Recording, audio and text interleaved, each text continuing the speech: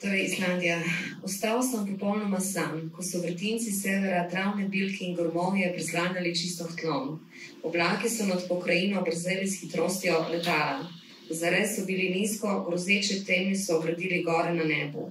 Led, ki se je delal v tektonski razpoki tik pod mojimi nogami, je spominjal na zobe, preko katerih se voda zliva v žrelo pekla. Narava. Tukaj je narava groba, veličastna, pristna in lepa hkrati. Kako gre sta lepota in grobost skupaj, sem na glas razmišljal, medtem ko mi je smučarska bunda že popolnoma premočila in mi je dež z vetrom prav obraz. Takole se je oglasil neslišan odgovor. V tistem trenutku se je iz črnih oblakov prikazalo sonce in nad razjarjenimi penastimi vodami za 4 minute narisalo najlepšo mavrico na svetu. Zlati slap je z okoliškimi travami zažarel vse svoji pojaslovni veličini. Govoril mi je o svojem življenju in svojih skrivnostih. Ponosen in večen. Najboljši trenutki, najlepši spomini za zmeraj. Pa spet narava, ne? Tista, ki fascinira. Ja, zdaj smo pa nazaj k naravi. Ta odstavek, upam, da ste ga malo bolj pozorno poslušali, ta odstavek se nanaša na tole sliko. To je to. To je to, da se direktno poveže sliko z tekstom. To je bil moj prvi obisk Islandije, za katero sem se odločil zaradi tega, ker sem imel malo manj denarja takrat, pa študent sem bil v prvem letniku, pa blizu je bila Evropi in tako. In sem šel v bistvu na Islandijo zato, da grem nekam. In ko sem prišel tja gor, sem doživel totalen šok v pozitivnem smislu. Odnegnemo vrati hribe, pa mogoče te malo bolj ekstremne stvari. No in tam, ko smo stopili iz tistega letala na Islandiji, je vreme tekoče ubiti, veter tekoče odpihati. Takrat, ko smo prvič šli gor, oziroma ko sem jaz šel prvič gor, ko je tudi ta slika nastala, je bilo nenavadno toplo vreme, 7 stopinj, bil je februar in je od prvega dneva do 14. dneva non-stop deževalo, skozi. Edino sonce, ki smo ga videli, je bil 4 minute nad tem slapom. Ja. S tem, da je pihal noro. No. Tako da te elementarne sile narave so me tam popolnoma navdušile, prevzele in totalno zasvojile. Do te mere, da se na Islandijo zdaj vračam tudi poslovno, v okviru svojega poklica, pa če to državo vodim kot vodnik. Mogoče bo tudi malo smešen, da prvi na začetku sem se zaljubil v to državo, tam sem pa tudi mojo ženo spoznal na tej državi. Kako pa veš, recimo, ko greš nekam, vedno greš za nosom ali imaš vseeno kaj tako načrtovano, kaj bi rad videl? Koliko si dovoliš te spontanosti ali je vse spontanost? Delno to je pa stvar razvoja, delno tudi stvar potovanja. V mojem primeru, kar se tiče naše knjige, tukaj je bilo gledano kot destinacija, me je zanimala država. Zdaj, po tej knjigi, imam že kar pripravljeno naslednjih 17 držav, je pa drugače, me pa zanimajo destinacije. Same ponavadi take, ki so drugačne, mogoče malo nadnaravne. To me fascinira. No? In mislim, da je pa prva nadnaravna v narekovajih destinacija je bila Islandija, za mene. Zaradi tega prizora tukaj? Morda zaradi tega prizora, ja.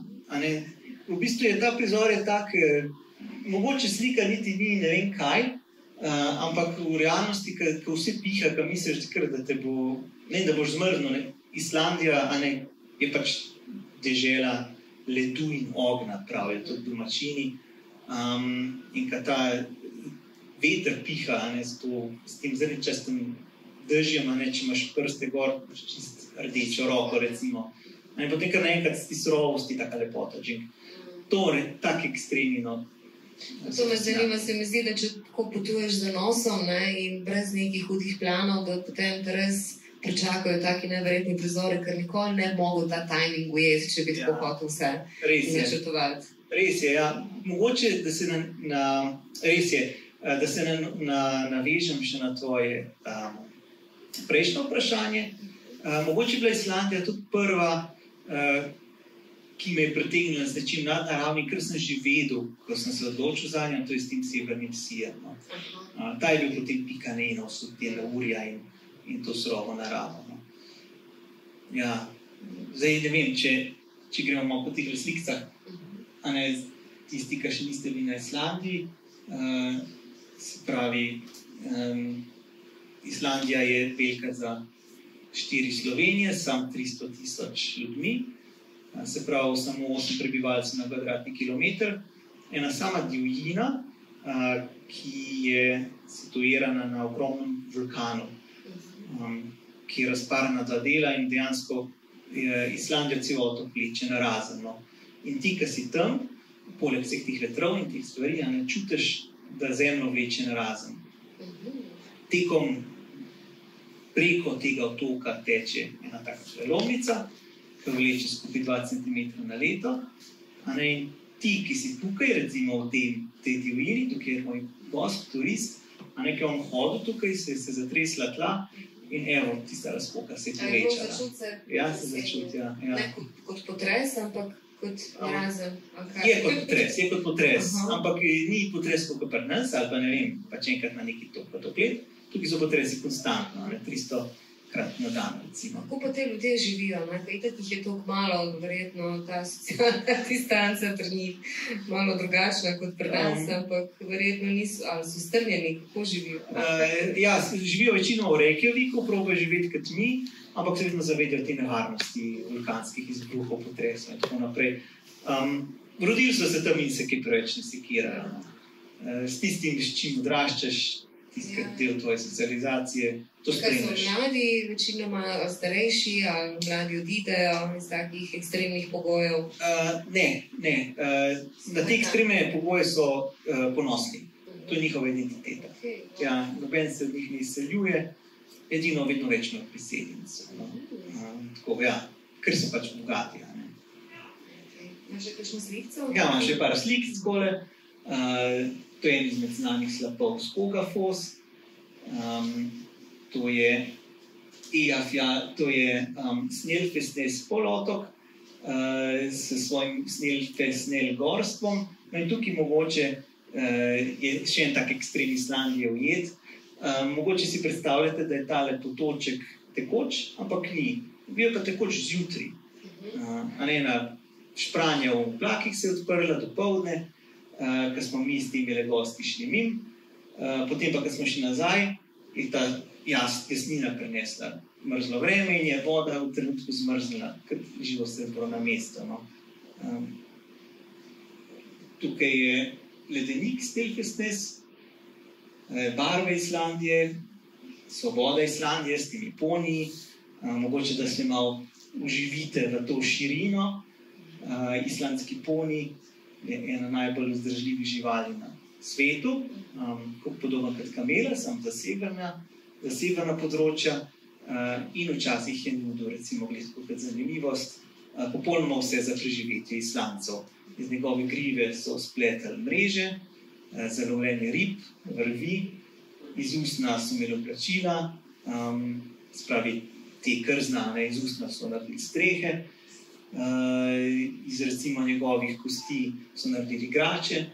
Skratka, vse, kar je bilo na Islandiji, ker pač ni dreves in tega, so nudili te konje, to je ena taka slikca.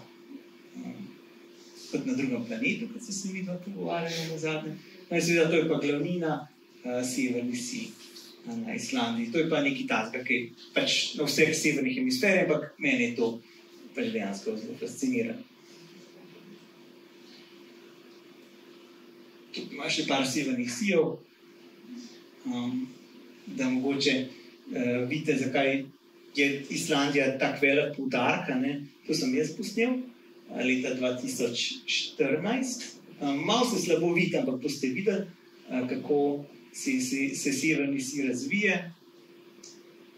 A povem, zanima? Ja. 30.000 do 70.000 kilometrov nad zemljo.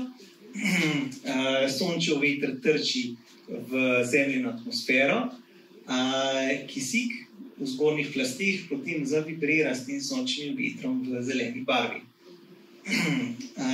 Če je sončni izbruh velik, če je ta sončni veter močen, pride v nižje plasti atmosfere in nastane potem taka korona, ki je belkasto vijolična.